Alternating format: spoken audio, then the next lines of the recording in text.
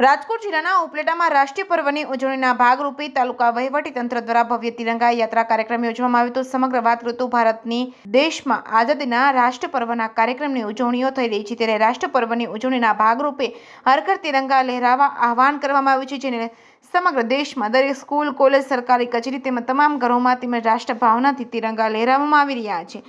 તેમજ વિશાળ સ્વરૂપમાં તિરંગા સાથે રેલી યોજવામાં આવી હતી। આથી રાજકોટ જિલ્લાના ઉપલેટામાં પણ તાલુકા વહીવટીતંત્ર દ્વારા એક ભવ્ય તિરંગા યાત્રા કાર્યક્રમ યોજવામાં આવ્યો હતો, જેમાં ઉપલેટાની દરેક સ્કૂલના તેમજ વિદ્યાર્થીઓ, શિક્ષકો, ધોરાજી ઉપલેટા વિસ્તારના ધારાસભ્ય તેમજ ઉપલેટાના મામલતદાર સહિતના તમામ સમાજના આગેવાનો, બાળકો તથા યુવાનો દ્વારા તિરંગા લઈ નારાઓ અને સૂત્રોચ્ચાર કરી રાષ્ટ્રપર્વના મહોત્સવની ઉજવણી કરી હતી। વિશાળ તિરંગા યાત્રા કાઢવામાં આવી હતી, જેમાં સૌ પ્રથમવાર 75 ફૂટ તિરંગો બનાવી ઉપલેટાની ટાવરવાળી શાળાએથી તમામ રાજમાર્ગો પર થઈ બસ સ્ટેશન સુધી ખૂબ જ લાંબી તિરંગા યાત્રા યોજવામાં આવી હતી। જે કેસની ગુજરાતી સાથે અર્શી આહિર, ઉપલેટા।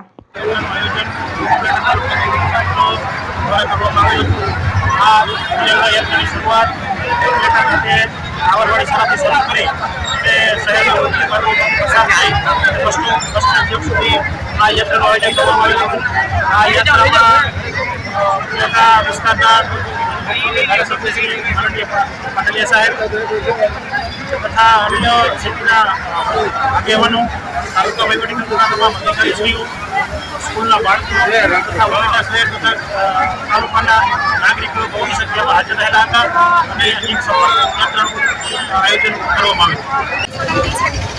આવ્યું।